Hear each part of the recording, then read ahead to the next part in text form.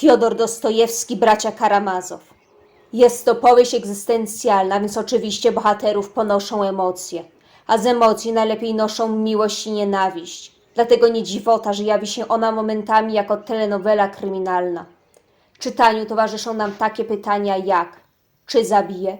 Kto zabił? Czy zabił? Dlaczego zabił? Co do cholery ona w niej, nim widzi? Z góry mogę obiecać, że umrze 2 głównych bohaterów i 2 bohaterów pobocznych, także będzie ciekawie. Część pierwsza, wprowadzająca. Księga pierwsza, przedstawienie głównych bohaterów. Mamy ojca Fiodora i jego synów. Dmitrij, znany także jako Mitja, Miteńka, Mitka. Iwan, czyli Wańka, i Aleksij, Alosza. Jest jeszcze Gruszeńka, Agrafienia, i Katerina, która jest po prostu Kateriną, ale trzeba się skupić, bo są 2, a ta druga nie ma żadnego znaczenia. I Smierdziakow, który jest Pawłem. Fiodor ojcem był żadnym, bo był zbyt zajęty rozpustą.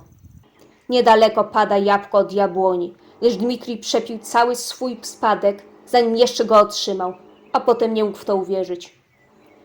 Iwan był błyskotliwy, więc zdobył wykształcenie i zaczął na siebie zarabiać. W pewnym momencie na prośbę brata przyjeżdża do niego i do ojca, który obawia się, że Iwan chce od niego pieniędzy. Alosza jest na dobrą sprawę chodzącym świętym.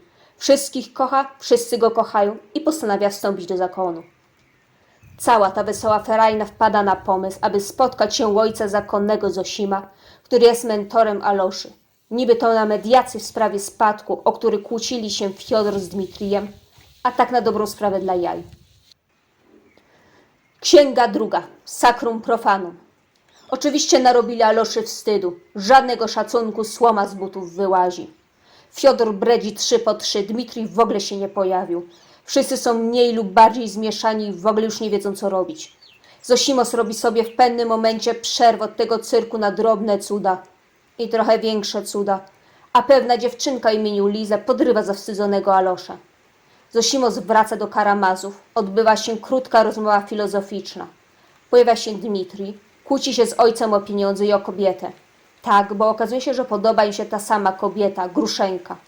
Zosimos nagle kłania się do stóp Dmitrijowi, a dzięki temu sprytnemu zabiegowi zszokowane towarzystwo zostawia go w świętym spokoju. Alosza wie, że ten pokłon ma jakieś mistyczne znaczenie, ale nie bardzo podoba mu się interpretacja jakiegoś tam kolesia, iż Dmitrij zostanie ojcobójcą. Księga trzecia. O kocie, ci ludzie są naprawdę okropni. W tym miejscu dowiadujemy się o nadwyraz obrzydliwej historii. Otóż okazuje się, że Fiodor zgwałcił był psychicznie niepoczytalną dziewczynę, w wyniku czego porodziła syna Smierdziakowa, umierając przy tym, a tenże syn został służącym Fiodora. Następnie przechodzimy do rozmowy Dmitrija z Aloszą.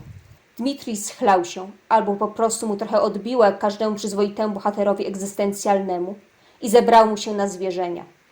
Mitja urażony, bo mu jedna kobieta, Katerina, nie poświęciła tyle uwagi, na ile mu się wydawało, że zasługuje, aby pokazać, co to nie on, pożyczył jej pieniądze, bo akurat jej ojciec był w pilnej potrzebie.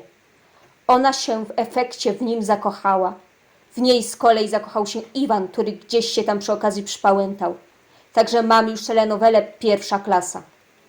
Dmitrij chciałby, aby Alosza w jego imieniu z nią zerwał, ale sęk tkwi w tym, że w międzyczasie gwiznął jej sporą sumę pieniędzy.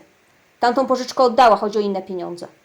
Dmitrij w swym geniuszu uważa, że najlepszym rozwiązaniem jest poprosić Aloszę, aby poprosił o tę kwotę ich ojca, który to te pieniądze wiadomo, że posiada, bo chce je dać Gruszeńce, której to na spółkę z Dmitrijem pragnie. Na do widzenia odgraża się, że zabije ojca. Alosza grzecznie idzie do Fiodora, gdzie trafia, a raczej gdzie czytelnik trafia na małe wtrącenie w postaci ekspozycji osoby Smierdziakowa, przedstawionego jako uczciwego, bystrego jaspołecznego, być może seksualnego, epileptyka kucharza, po którym pojawia się znowu trochę filozofii nieciekawej, bo moralnej. Fiodor się upija i bełkocze. Wkurza Aloszę i Iwana, bluźniąc je tylko przeciwko Bogu, co akurat Iwanowi jako ateiście raczej nie przeszkadza, ale też obrażając ich matkę. Rozszalały Dmitrij wpada do pokoju przekonany, że znajdzie tam Gruszeńkę. Bije ojca i złorzecząc wybiega. Iwan zachowuje się nieco dziwnie. Mówi, że każdy ma prawo pragnąć śmierci bliźniego. Alosza idzie do Kateryny i okazuje się, że jest u niej Gruszeńka. W biseksualno-zdradzieckiej atmosferze Gruszeńka upokarza drugą kobietę. Alosza opowiada Dmitrijowi o tym zdarzeniu. Alosza jest zbulwersowany. Dmitrij najpierw się cieszy, a po chwili zaczyna jojczyć, że jest podły i sugeruje, że ukrywa jeszcze jakąś inną podłość. Zosimos przekazuje Alosze polecenia, aby pozostał w stanie świeckim. Lizę w liście wyznaje Aloszy miłość. Część druga. Śmierdząca. Księga czwarta, w której Alosza rozmawia z różnymi ludźmi. Trochę religii na rozgrzewkę. Fiodor jest podejrzliwy wobec Dmitrija i Iwana i jeszcze bardziej nakręca się na Gruszeńkę.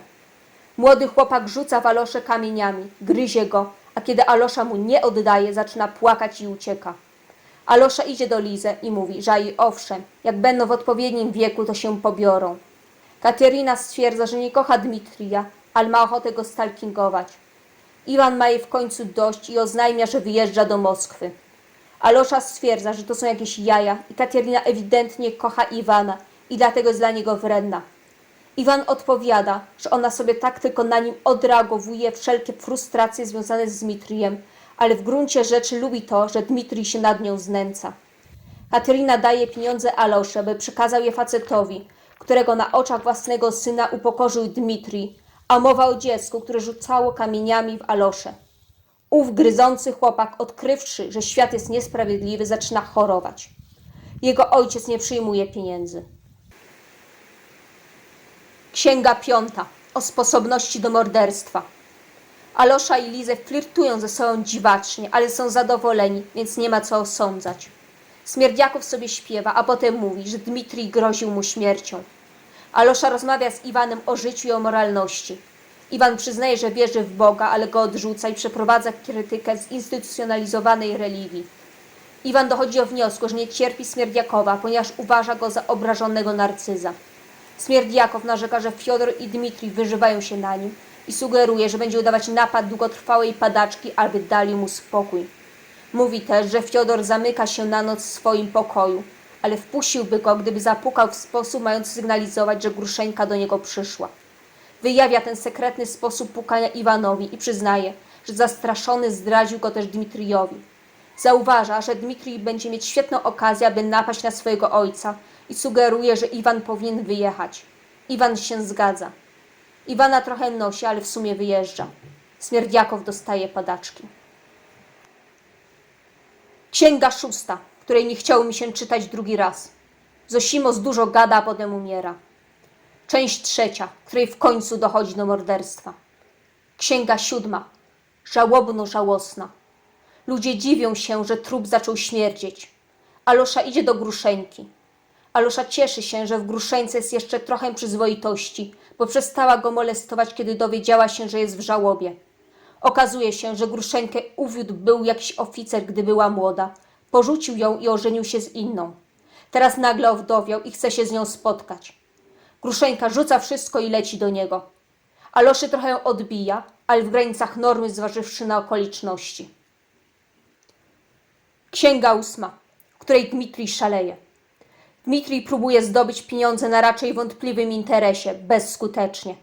Potem ktoś inny proponuje mu pieniądze za inny wątpliwy interes, ale na dobrą sprawę tylko miesza mu w głowie. Dmitrija nosi, krzyczy na jakąś kobietę i kradnie jej tłuczek. Idzie do domu swojego ojca. Czai się i sprawdza, czy Gruszeńka jest u niego. Wystukuje w okno umówiony znak. Fiodor je otwiera i wychyla się. Dmitrij zastanawia się, czy go zabić. Płoszy go stróż. Zaczyna go ścigać, a Dmitrij uderza go wtłuczkiem w głowę.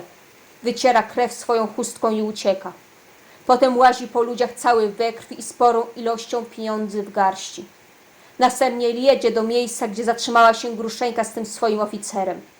Towarzystwo sobie gada, gra w karty. Dmitrij próbuje przekupić oficera i jego kolegów, aby się wynieśli, obrażając ich przy tym oczywiście. Wszyscy się kłócą. Oficer sobie idzie i zaczyna się pijatyka. Dmitrij rozważa samobójstwo, gdyż obawia się, że zabił stróża. Gruszeńka wyznaje mu miłość. Nagle zjawiają się przedstawiciele wymiaru sprawiedliwości i zarzucają mu ojcobójstwo. Fiodora bowiem znaleziono martwego. Zatrzymam się w tym miejscu, aby podzielić się refleksją. Właściwie każdy z braci mógł być mordercą. Dmitrij jest najbardziej oczywistym kandydatem. Jedynym powodem, aby sądzić, że nim nie jest chyba tylko to, że byłoby to aż zbyt oczywiste. Z drugiej strony, przewrotnie, skłania to do podejrzeń, że może jednak w końcu najciemniej jest pod latarnią. Dmitrij mógłby nawet wyprzeć z pamięci to zdarzenie, biorąc pod uwagę, w jakim był stanie psychicznym, co uzasadniałoby narrację. Alosza jest opcją najbardziej wątpliwą, jednak nie można zapominać o tym, że jest na tyle świątobliwym, że mógłby się stać narzędziem w ręku Boga. Smierdziakow ma motyw co najmniej równie dobry jak Dmitrij, biorąc pod uwagę to, jak ojciec potraktował jego matkę i jego samego. I o ile wydaje się być służalczym tchórzem bez żadnego kręgosłupa, który jeśli już, to prędzej namówiłby drugiego do morderstwa, niż by sam miał coś zrobić, to czasami cicha woda brzegi rwie. Iwan mógłby to zrobić ze względu na swoje poglądy filozoficzne, choć motyw ma najsłabszy. Księga 9, w której Dmitrij odkrywa, że jest w kiepskiej sytuacji. Oczywiście to, że Dmitrij biegał z tłuczkiem, cały we krwi, z pieniędzmi niewiadomego pochodzenia, nie świadczy na jego korzyść.